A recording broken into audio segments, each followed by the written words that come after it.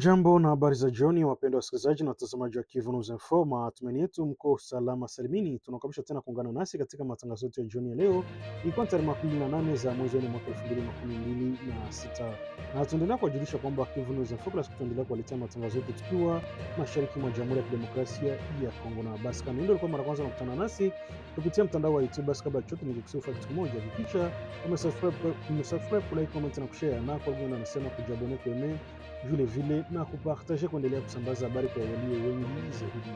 Na basi kama tutakuwa tumeshafanya hivyo, acha tuendelee kusema asante sana kwa kuchagua Kivu News Info kama kituo chako chema cha matangazo.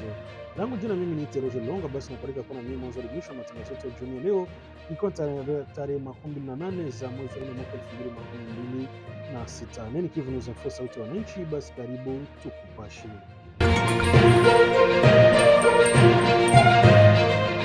Katika eneo la Kavumu lipo katika jimbo la Kivu Kusini, mashariki mwa Jamhuri ya Kidemokrasia ya Kongo, tukio la kusitisha limetokea asubuhi ya leo, ambako watoto wawili wamepoteza maisha yao kufuatia mlipuko wa vifaa hatari ambavyo havikulipuka awali vinavyojulikana kama engin non explosif. Kwa mujibu wa taarifa kutoka mashuhuda waliokuwepo eneo la tukio, watoto hao walikuwa wakijihusisha na shughuli za kukusanya vyuma chakavu maarufu kama bichuma kwa lengo la kuuza na kujipatia kipato kidogo. Inasemekana kwamba walivichukua vitu viwili vya chuma bila kufahamu kuwa vilikuwa ni mabaki ya vipulizi hatari. Baada ya kupeleka nyumbani, watoto wao walijaribu kuvifungulia kama ilivyo kawaida kwa vyuma chakavu kwa kuviponda ili waweze kuviuza kwa urahisi. Hata hivyo, katika harakati hizo, moja ya vifaa hivi lilipuka ghafla na kusababisha maafa makubwa. Taarifa za awali inaonyesha kuwa watoto wawili walifariki dunia papo hapo kutokana na mlipuko huo, na kuna majeruhi kadhaa miongoni mwa raia waliokuwa karibu na eneo hilo. Miongoni mwao, mtoto mmoja aliripotiwa kupoteza mguu wake kutokana na majeraha makubwa aliyoyapata, huku mwingine akifariki kutokana na majeraha makubwa ya tumbo. Watu wengine kadhaa pia wamejeruhiwa vibaya, baadhi wakipata matatizo ya kusikia kutokana na athari za mlipuko huo, pamoja na majeraha katika sehemu mbalimbali ya miili zao. Eneo hili la Kavumu kwa sasa linaripotiwa kuwa chini ya udhibiti wa waasi M23 kwa kushirikiana na vikosi vya Rwanda. Baadhi ya wakazi wa eneo hilo wanasema kuwa kuna uwepo wa vifaa vingi vya mlipuko vinavyoachwa ovyo au kutengwa kwa usalama, na wanaamini huenda vilitengwa katika maeneo mbalimbali. Kufuatia tukio la kusitisha, viongozi wa eneo pamoja na wadau wa mashirika ya kiraia wametoa wito mkali kwa wananchi kuchukua tahadhari kubwa. Wakazi na walezi wanahimizwa kuwazuia watoto wao kutoka kuokota vitu visivyojulikana, hasa vyuma au vifaa vinavyoweza kuwa hatari katika maeneo yenye historia ya mapigano. Hili ni tukio linaloacha majonzi makubwa kwa jamii ya Kavumu na linatoa funzo muhimu kuhusu hatari zinazoendelea kuwepo hata baada ya mapigano kumalizika. Kivu News Info tunaendelea kufuatilia maendeleo ya tukio hilo na tutawajulisha zaidi katika taarifa zetu zijazo. Operesheni ya kukabiliana na uchimbaji haramu wa madini katika jimbo la Ituri umeanza kuonyesha matokeo kufuatia ziara ya hivi karibuni ya waziri wa madini katika eneo hilo. Hatua inaonekana kuimarisha juhudi za serikali za kurejesha udhibiti katika sekta ya madini ambako muda mrefu imekumbwa na vitendo vya kiharamu. Katika mwendelezo wa operesheni hiyo, jumla ya wachimbaji 14 haramu walikamatwa siku ya Jumatatu tarehe 27 Aprili katika eneo la Minzi ndani ya wilaya ya Njugu. Kati yao 11 ni raia wa China, huku wengine watatu wakiwa ni raia wa Jamhuri ya Kidemokrasia ya Kongo. Wote wanatumiwa kujihusisha na uchimbaji usio halali na rasilimali za madini ya nchi yao. Kwa mujibu wa msemaji wa jeshi wa mkoani Ituri, Luteni Jules Ngongo Chukudi, mtandao wa wachimbaji haramu umekuwepo kwa muda mrefu na imeelezwa kuwa wahusika nao wamekuwa wakifanya shughuli hizo tangu mwaka 2024 wakichimba madini bila kibali halali na hali ya nje ya mfumo rasmi wa serikali. Kukamatwa kwao ulifanyika kufuatia msako uliendeshwa na kamati mpya ya shirika la Sokimo ambayo inasimamia operesheni maalum ya kuchukua eneo la Ninzi kwa lengo la kubaini na kukomesha shughuli hizo haramu. Baada ya kukamatwa, washukiwa waliwasilishwa mbele ya gavana wa kijeshi wa jimbo hilo siku ya Jumanne kwa hatua zaidi. Kutokana na uzito wa tuhuma zinazowakabili, mkuu wa utendaji wa jimbo la Ituri ameagiza wahusika hao kufikishwa mbele ya vyombo vya sheria ili wajibu mashtaka yao. Hatua inalenga kuonyesha msimamo mkali kwa mamlaka dhidi ya vitendo hivyo vya uporaji wa rasilimali za taifa. Msemaji wa jeshi alifichua kuwa baadhi ya wachimbaji hao haramu wanadaiwa kushirikiana na makundi ya waasi yenye silaha, jambo ambalo linaongeza wasiwasi mkubwa kuhusu usalama wa eneo hilo. Ushirikiano huo unatajwa kuwa unachangia kuendeleza mgogoro na kuyumbisha juhudi za kurejesha amani. Gavana wa kijeshi alisisitiza kuwa ni muhimu kwa wahusika hao wajibishwe kikamilifu ili iwe fundisho kwa wengine wanaojihusisha na vitendo kama hivyo. Kwa jumla, suala hili la uchimbaji haramu wa dhahabu katika jimbo la Ituri linaendelea kuzua mjadala mkali kitaifa, na hivi karibuni rais wa nchi alitolea tamko kali alikitaka kufanyika kwa ukaguzi wa kina katika sekta madini ili kubaini mianya ya uharibifu na kuhakikisha rasilimali za taifa zinalindwa ipasavyo. Hili inaweza kuleta matumaini mapya kwa wananchi wa Ituri, hasa kama sheria itachukua mkondo wake dhidi ya yoyote wanaohusika na vitendo hivyo vya kiharamu. Hali ya usalama inaendelea kuwa ya wasiwasi katika eneo la Masisi mkoani Kivu Kusini, ambako kambi ya watu waliokimbia makazi yao yamevamiwa na watu wenye silaha usiku wa Jumatatu tarehe 17 majira ya saa 2 usiku. Tukio hilo limetokea katika mtaa wa Birere ndani ya eneo la shule ya msingi ya EPM Masisi, ambako familia nyingi zilikimbia makazi yao zilikuwa zimepata hifadhi. Wakazi wa kambi hiyo walikumbwa na taharuki kubwa baada ya watu wenye silaha wasiojulikana kuvamia ghafla na kuanza kufyatua risasi ovyo. Kwa mujibu wa vyanzo vya eneo, washambuliaji waliingia kambini wakiwa na silaha na kuanza kushambulia bila huruma, hali walazimu wakazi wengi kukimbia ovyo ili kuokoa maisha yao. Wanawake, watoto na wazee ndio wengi katika kambi hiyo walijikuta katika hali ya sitofahamu, huku baadhi ya watoto wakitenganishwa na wazazi wao kutokana na vurugu hizo. Shuhuda moja, mama wa familia, ameeleza kwa masikitiko makubwa kuwa alishangazwa na milio ya risasi na kila mtu alilazimika kukimbia bila kujua anapokwenda. Hali ilisababisha taharuki kubwa na kuvunjika kwa utaratibu ndani ya kambi hiyo. Baada ya kuwatawanya wakazi, washambuliaji hao walifanya uporaji wa mali na kwa utaratibu mkubwa walichukua mifugo mbalimbali ikiwemo mbuzi, kondoo, nguruwe pamoja na kuku na bata mzinga. Kwa familia nyingi, mali hizo ndizo zilikuwa chanzo pekee cha maisha na chakula. Baba mmoja wa familia alipoteza kila kitu, amesema kwa huzuni kwa hawana tena njia ya kulisha watoto wao, kwani walichokuwa nacho kimechukuliwa na washambuliaji hao. Wakati wa tukio hilo, milio ya risasi iliendelea kusikika kwa lengo la kueneza hofu na kuhakikisha hakuna anayesubutu kupiga au kuzuia uporaji huo. Baada ya kutekeleza uharibifu huo, washambuliaji walitoweka na kuacha wakazi katika hali ya hofu, majeraha na kisaikolojia bila msaada wowote. Siku iliyofuata baada ya tukio hilo, watu waliokimbia makazi yao wametoa wito wa dharura kwa mamlaka husika pamoja na mashirika ya kibinadamu kuingilia kati haraka iwezekanavyo. Wanahitaji msaada wa chakula, malazi pamoja na huduma za matibabu kwa walioathirika. Mwakilishi mmoja wa wakimbizi hao amesema kuwa walijisikia kutekelezwa na wanahisi katika mazingira magumu bila ulinzi wa kutosha. Ameonya kuwa bila msaada wa haraka hali inaweza kuwa mbaya zaidi katika siku zijazo. Swali linaongeza orodha matukio ya ukosefu wa usalama endelea kuripotiwa katika eneo la Masisi. Hali inaonyesha kuwa mara nyingine tena hatari kubwa na ukabili watu waliokimbia makazi yao ambao tayari wameathiriwa kwa muda mrefu wa migogoro ya kivita. Mapigano makali yameripotiwa mapema asubuhi ya leo Jumanne tarehe 28 Aprili katika eneo la Pimbo wilayani Njugu kati ya jeshi la Jamhuri ya Kidemokrasia ya Kongo na wanamgambo wa kundi la CRP. Kwa mujibu wa vyanzo vya ndani, mapigano yalianza kufuatia shambulio lilofanywa na wanamgambo hao ambao wanadaiwa kuanzisha mashambulizi dhidi ya kambi la jeshi la Jamhuri ya Kidemokrasia ya Kongo majira saa 9 usiku kuelekea alfajiri. Akizungumzia kuhusu tukio hilo, mkuu wa sekta ya Walendu Njasi Justin Kiza amesema kuwa wapiganaji hao walitoka katika eneo la Lenga na kabla kujipenyeza kwa siri usiku katika vijiji vilivyopo kando ya barabara kuu ya taifa 27. Amebanisha kuwa wanamgambo hao walijificha katika kijiji cha Bambisa na lilo vyopo ndani ya makundi ya Lona na Nzopa katika maeneo ya kimila ya Bahema, Banjere na Mambisa. Kutoka huko walipanga mashambulizi yao kabla ya kujielekeza mapema alfajiri. Kwa mujibu wa maelezo yake, wanamgambo hao walishambulia moja kwa moja kikosi cha FARDC kilichopo Pimbo, waliosababisha mapigano makali yaliyoambatana na milio ya risasi nzito na nyepesi. Wakazi wa eneo wamesema kuwa walishuhudia na kusikia milio mikubwa ya silaha iliyozua hofu kubwa na taharuki miongoni mwa raia, wengi wakilazimika kujificha au kukimbia ili kuokoa maisha yao. Mpaka sasa ile usalama katika eneo hilo inaelezwa kuwa bado ni atete, huku tahadhari ikiendelea kuongezeka kutokana na uwezekano uwezekano wa kuendelea kwa mapigano. Sasa tunajua wakati mazingira ambayo tayari yamekumbwa na changamoto za kiusalama katika maeneo mbalimbali ya Njugu, ambako makundi ya silaha yamekuwa yakifanya mashambulizi ya mara kwa mara na kusababisha vifo, uharibifu wa mali pamoja na wimbi la watu kukimbia makazi yao. Wakazi wanelo wana hofu ya mapigano yanaweza kuongeza na kuathiri zaidi usalama katika mili muhimu wa barabara na taifa namba 27 ambayo mara nyingi imekuwa ikilengwa na mashambulizi ya makundi yenye silaha.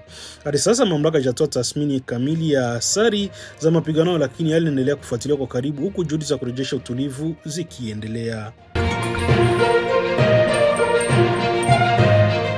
Kufuatia kupitishwa siku ya jana Jumatatu tarehe 17 Aprili kwa miswada ya kuridhia makubaliano yalifikiwa kati ya Jamhuri ya Kidemokrasia ya Kongo na Marekani pamoja na yale kati ya Jamhuri ya Kidemokrasia ya Kongo na Rwanda, mapendekezo yao yamewasilishwa kwa serikali ili kuhakikisha utekelezaji wake unakuwa wenye tija kwa taifa.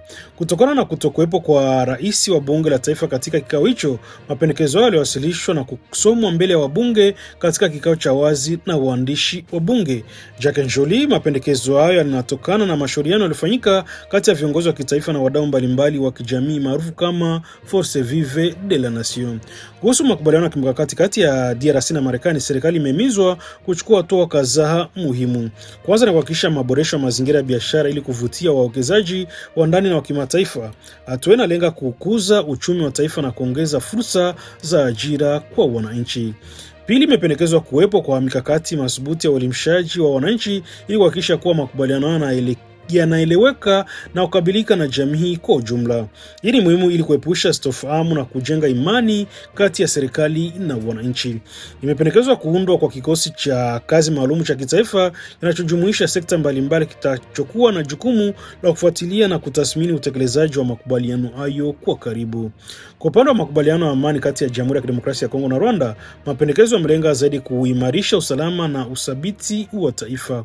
Miongoni mwao ni mapito ya mpango wa operesheni za kijeshi maarufu kama CONOPS ili kuweka sambamba na hali halisi ya sasa pamoja na kuweka ratiba mpya ya utekelezaji wake. Vile vile imependekezwa kuanzishwa kwa kikosi cha pamoja kinachojumuisha taasisi mbalimbali za serikali ili kufuatilia utekelezaji wa makubaliano hayo ya amani. Jambo lingine muhimu lisilositizwa ni kwa mifumo thabiti itakuhakikishia kwa mchakato wa kuwaigiza wanachama wa makundi ya waasi ndani ya jeshi la taifa unafuata vigezo vikali vya uwazi ili kulinda utaaluma na uadilifu wa jeshi. Sambamba na hiyo, serikali imeruhusiwa kuanzisha programu za ustaji kwa wananchi ili kuwajulisha kuhusu makubaliano hayo muhimu na umuhimu wake katika kuleta amani ya kudumu. Kwa mujibu wa utaratibu wa kisheria, miswada hiyo miwili ilipitishwa, sasa itapelekwa katika baraza la seneti kwa ajili ya kusomwa kwa mara ya pili kabla ya kuidhinishwa rasmi. Hatua inaonekana kuwa muhimu katika mchakato wa kuimarisha diplomasia, usalama na maendeleo na kiuchumi ndani ya Jamhuri ya Kidemokrasia ya Kongo. Mabadiliko ya ghafla yameripotiwa katika msimamo wa ukaguzi mkuu wa migodi nchini Jamhuri ya Kidemokrasia ya Kongo kuhusu ufadhili wa kikosi kipya kinachotarajiwa cha Garde Miniere. Kupitia taarifa rasmi iliyotolewa siku ya leo Jumanne tarehe 18 Aprili, taasisi hiyo imefafanua kwa kikosi hicho hakitahifadhiwa moja kwa moja na nchi yote ya kigeni, tofauti na taarifa iliyotolewa siku moja kabla yake. Siku ya Jumatatu Jimmy ilikuwa ikitangaza uwepo wa mpango wenye tathmini ya dola milioni 100 iliyodaiwa kutegemea ushirikiano wa kimkakati na nchi za Marekani pamoja na Falme za Kiarabu. Tangazo hili lilizua mjadala mkubwa ndani na nje ya nchi, hasa kutokana na uzito wa mradi huo unaolenga kuunda kikosi cha takriban askari 20,000. Hata hivyo, mambo yalibadilika haraka baada ya mamlaka za Marekani kukanusha husika kwao katika ufadhili wa kikosi hicho cha nusu kijeshi. Kauli hii ilipingana moja kwa moja na taarifa za awali ya IJM ili kuweka shaka juu ya uhalali wa mawasiliano yaliyotolewa. Kufuatia kukanushwa huko, IJM imelazimika kurekebisha msimamo wake na kueleza kwa ufadhili wa mradi huo kutokana na mbinu mbalimbali za kifedha zitakazohusisha wadau tofauti badala ya kutegemea nchi moja au nyingine. Taasisi hiyo imeibanisha kuwa mazungumzo bado yanaendelea kuhusu namna ya kuanzisha na kutekeleza mradi huo, huku ikiahidi kutoa taarifa zaidi kadri hatua inavyopangwa. Mabadiliko haya ya ghafla yanaibua maswali kuhusu uwazi na uratibu wa mawasiliano katika taasisi za umma, hasa katika miradi mikubwa inayohusisha masuala nyeti na usalama na rasilimali za taifa. Kwa sasa bado haijulikani wazi ni nani hasa anayehusika moja kwa moja katika kuhifadhili kikosi hicho, wala lini mpango huu utaanza kutekelezwa rasmi.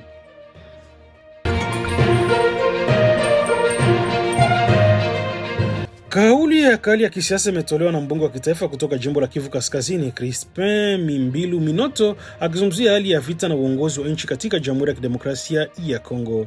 Akizungumza mbele ya vyombo vya habari, mbunge huyo alisisitiza kuwa kwa sasa nchi inaongozwa na kiongozi wa Kongo mwenyewe na kwamba suala la usalama na vita vinavyoendelea mashariki mwa nchi linapaswa kuwa vipaumbele kikuu kabla ya mabadiliko yoyote ya kisiasa kufikiriwa. Katika kauli yake, Crispin Bindilu Mitoni alisema wazi kuwa rais wa Jamhuri ya Kidemokrasia ya Kongo ambaye ni sasa Felix Tshisekedi hataachia madaraka yake bila kuhakikisha kuwa vita vinavyokumba nchi hususan katika maeneo ya Kivu Kaskazini na Kusini vinapatiwa suluhisho la kudumu. Amesisitiza kuwa ni wajibu wa uongozi uliopo kuhakikisha amani na rejesho kamilifu kabla ya kufikiria masuala mengine ya kisiasa, akiongeza kuwa hali ya sasa ya usalama bado hairuhusu taifa kuingia katika mchakato wa kawaida wa kisiasa bila tahadhari. Kauli hiyo inakuja katika wakati ambako mashariki mwa Jamhuri ya Kidemokrasia ya Kongo inaendelea kushuhudia machafuko mara kwa mara yanahusisha makundi ya waasi, hali inayosababisha vifo vya raia, uharibifu wa mali na wimbi kubwa la watu kukimbia makazi yao.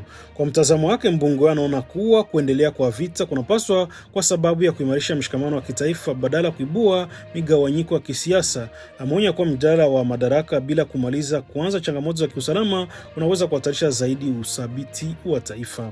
Wachambuzi wa masuala ya kisiasa wanaona kauli hiyo ni kama ishara ya kuendelea kwa mvutano wa kisiasa nchini, huku baadhi ya viunga wakiunga mkono wakisema kuwa ni usalama ni msingi wa maendeleo, na wengi wakiona kuwa kauli hiyo inaweza kuzua mjadala kuhusu utawala wa kidemokrasia. Jumla, kauli ya Crispin Bindule Mitone na kisi hali halisi ya mjadala unaendelea nchini DRC, ambako suala la usalama linaendelea kuwa kitovu cha maamuzi mengi ya kisiasa na kijamii.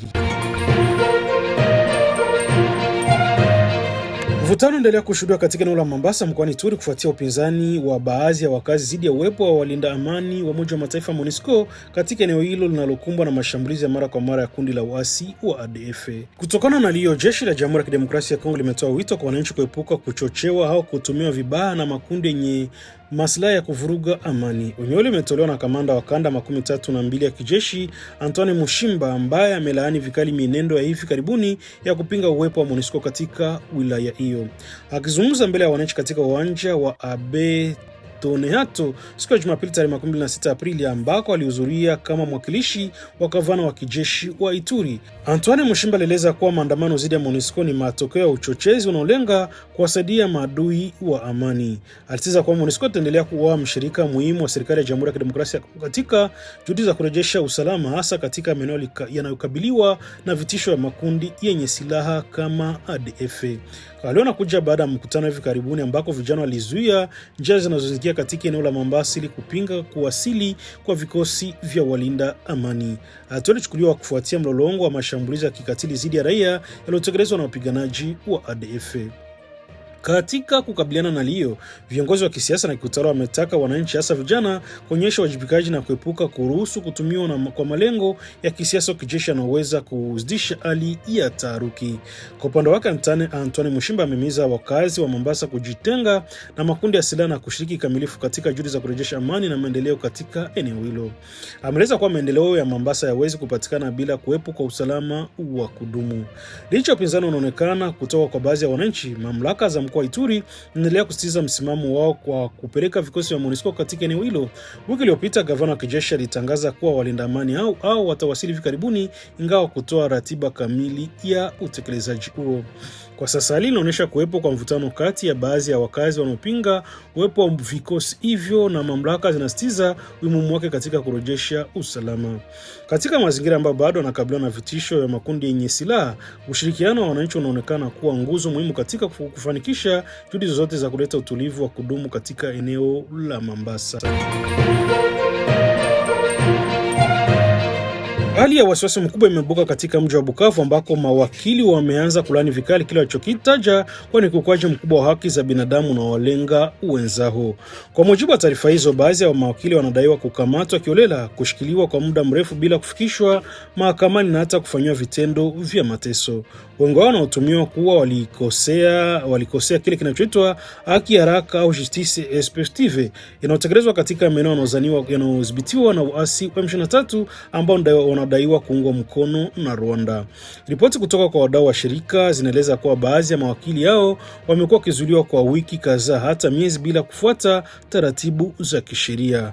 Ndewa pia kuna familia zao hazijapewa taarifa yoyote kuhusu mahali walipo au hali za afya yao. Sehemu zilizotajwa kutumika kuwashikilia ni pamoja na vizuizi vya usalama vinavyotumika kuwa DSR ambako hali ya wafungwa inaelezwa kuwa kutisha bila uwazi wala uangalizi wa kisheria. Wakili mmoja ambaye hakutaka jina lake litajwa amesema kuwa aliyomeweka hatarini taaluma nzima ya sheria, kwani mawakili hawawezi tena kutekeleza majukumu yao kwa uhuru ikiwa wanahofia kukamatwa au kuteswa kwa sababu ya kutoa maoni yao. Wachambuzi wa masuala ya sheria wanaona kuwa mwenendo huu unahatarishia sana uhuru wa mahakama na msingi wake katika jamii. Wanasisitiza kuwa bila kulindwa kwa mawakili, haki za wananchi kwa jumla zitakuwa katika hatari kubwa. Sasa wito unaongezeka kutoka kwa mashirika ya kiraia na wadau wa haki za binadamu wakitaka hatua za haraka zichukuliwe ili kuhakikisha kuwa wote wanaoshikiliwa kinyume cha sheria wanaachiliwa au kufikishwa mahakamani kwa mujibu wa sheria. Swali linaongeza hofu kuhusu hali ya utawala wa sheria katika maeneo ambayo yanasiriwa na migogoro ambako haki ni uhuru wa kitaaluma vinaonekana kuzofika kwa kasi. Na ni kufikia hapo ndipo tunahitimisha matangazo yetu ya jioni ya leo kwa tarehe 28 za mwezi wa 4 mwaka 2026. Naomba uko kusikiliza ni Kivu News FM baada siku tuendelea kuletea matangazo yetu tukiwa mashariki mwa Jamhuri ya Kidemokrasia ya Kongo. Basi tunashukuru sana kwa kuwa nasi tangu mwanzo hadi mwisho wa matangazo haya na kwa kuendelea kutuamini kama chanzo chenu cha habari za kila siku. Basi tuendelea kuwasitiza kudumisha amani, mshikamano na tahadhari katika maeneo yenu, hasa katika kipindi ambacho matukio mbalimbali yanaendelea kuripotiwa. Na kwa niaba ya timu nzima Kivu News Info tunasema asanteni sana na tunaendelea kupatia taarifa sahihi kwa wakati na kwa uwazi zaidi. Na naendelea kukumbusha wewe ndio ulikuwa mara kwanza unakutana nasi kupitia mtandao wa YouTube. Basi kabla ya kuondoka ningekuomba kufanya kitu kimoja, hakikisha umesubscribe, kulike, comment na kushare. Na kwa lugha nyingine unasema kujabone, kueme vile na kupartager kuendelea kusambaza habari kwa walio wengi zaidi. Na basi kama tutakuwa tumeshafanya hivyo, acha tuendelee kusema asante sana kuchagua Kivu News Info kama kituo chako chema cha matangazo.